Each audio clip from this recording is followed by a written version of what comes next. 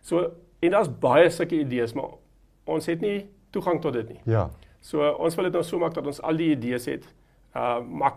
Ons maak dit oop op die webwerf. Mense kan daarna kyk, mense kan dit leer, self hulle lot verbeter. Ja, so hulle kan hulle self inlig en hulle self bemagtig Ja. en hulle eie lewens verbeter. Correct. En ook daar waar hulle bly. Ja, dis Ja. reg.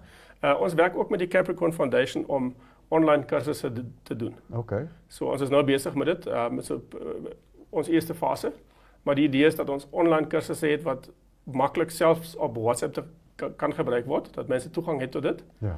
en dan kan hulle self leer, en ook kyk hoe baie het hulle geleer, en dan hulle skillset verbeter.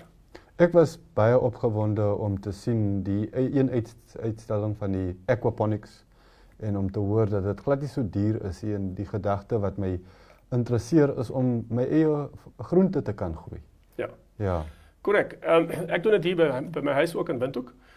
Die lekker ding van aquaponics is, dat is baie maklik om te doen. Jy kan sommer 'n paar ou vatte vat en dan kan jy begin visstank hê en jou aquaponics media beds hê en so aan. Dit is baie maklik om te doen.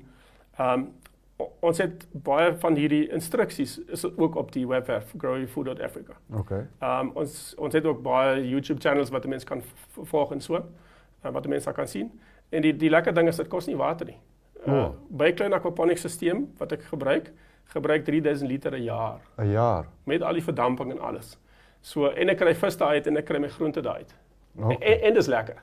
Okay, nee, dis So dis net reënwater wat ek gebruik Ja. om dit te produseer. Dis baie